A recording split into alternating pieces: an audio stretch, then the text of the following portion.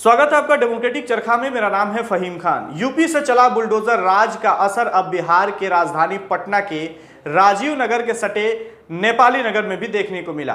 पिछले दिनों आप देख रहे हैं लगातार सोशल मीडिया पे कि पटना के राजीव नगर के सटे नेपाली नगर में बने आशियानों के ऊपर सरकार की बुलडोजर चल रही है। वजह यह है कि लोग सरकारी जमीन में अपना घर बनाए हैं, आशियाना बसाए हैं, लेकिन अब सरकार की आंख खुली है और सरकार उन घरों को गिराने का काम शुरू कर दी है। आपको बताएं कि 40 एकड़ जमीन को एक्वायर किया जाएगा, जो सरकारी जमीन है जिसमें लोगों ने अपना घर बनाया है। उस जमीन को एक्वायर करके सरकार के द्वारा और हाईकोर्ट के कर्मचारियों के लिए वहां आवास बनाने की शुरुआत की जाएगी। लगातार आप देख रहे हैं बिहार में भी किस तरह से बुलडोजर का असर देखने को मिल रहा है। कई लोग घर से बेघर हो गए। राजीव नगर के सटे नेपाली नगर में जिस तरह से लोगों के घरों को तोड़ा जा रहा है, खुद के बनाए घर आंख के सामने टूट रहे हैं और लोग जो है कि रो रहे हैं, बिलख रहे हैं, लेकिन जिला प्रशासन की नज़र उनके आंसुओं पे नहीं पड़ रही है। सवाल सबसे बड़ा है कि जब उस ज़मीन को बेचा जा रहा था तो आखिर वहाँ के जो जिला प्रशासन जो है पटना की, वो कहाँ गहरी नींद में सोई हुई थी। और सबसे बड़ी बात यह है कि उसमें जो कर्मचारी होते हैं, जो रजिस्ट्रार होते हैं, जो ज़मीन की रजिस्ट्री करते हैं, या फिर ज़मीन यानी कि भूमि के जो मालिक माने जाते हैं जिले में, सीओ जो होते हैं यानी अंचल अधिकारी होते हैं, आखिर वो कहां और किस गहरी नींद में सोए हुए थे कि उनकी नजर नहीं पड़ी और लोग बड़ी बड़ी जो है कि बिल्डिंगें बना ली, आशियाने बसा लिए। लेकिन अब जो है कि सरकार की आंख खुली है। सबसे बड़ा सवाल कि इन तमाम अधिकारियों की कमी रही होगी, इन तमाम अधिकारियों की कमी होगी, इसके वजह से ही वहां जो लोग हैं वो घर बनाए होंगे। सरकार की अधिकारी की नज़र घर बनाने से पहले पड़ती तो शायद वो ज़मीन जो है कि सरकार पहले से भी एक्वायर कर सकता था और वहाँ लोग घर नहीं बनाए हुए रहते। कई लोगों से जब बातचीत हो रही थी तो लोगों ने बताया कि जब ज़मीन पे घर बना रहे थे तो बगल थाने यानी राजीव नगर के थाने की पुलिस पहुँचती थी और उन्हें हम लोगों को पैसा देना पड़ता था।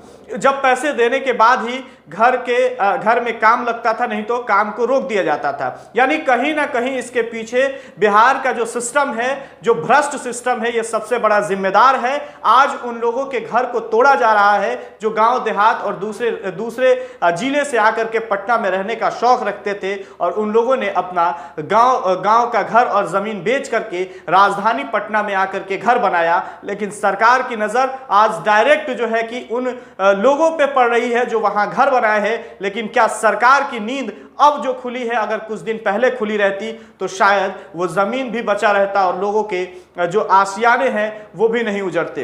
कुछ लोग तो ये भी बता रहे थे कि हाँ, पता तो चला था कि ये जमीन सरकारी है, लेकिन बहुत सारे लोग कई सालों से घर बनाकर यहाँ रहते थे, तो हम भी सोचे कि जमीन जो है कि 12-15 लाख रुपए इकट्ठे मिल रहे हैं 2012-13 के करीब, तो हम भी लेकर के घर बना ले। लेकिन सबसे बड़ा सवाल कि भ्रष्ट सरकार और भ्रष्ट कर्मचारियों के बीच की खेल आज इन गरीब लोगों को झेलना पड़ रहा है। सरकार को कहीं ना कहीं भूमाफियाओं से कांटेक्ट होगा, तभी भूमाफिया बेइंतहा एकदम जो है कि जमीन का खरीद बिक्री कर रहे थे, उस जमीन को बेचने का काम कर रहे थे। और सबसे बड़ा जिम्मेदार अगर कोई है तो यहाँ के DCLR होंगे, CO होंगे और जो भी रजिस्ट्रार होंगे वो होंगे। रजिस्ट्री कैसे हो सकती है? अगर सरकारी जमीन है तो फिर रजिस्ट्री कैसे होगी? सबसे बड़ा सवाल ये कि अगर वो सरकारी जमीन है तो फिर वहां जो है कि इलेक्ट्रिसिटी के खंभे या पोल जो है वो क्यों लगाए गए? ये सबसे बड़ा सवाल सरकार से भी है। आज जो घर बनाए,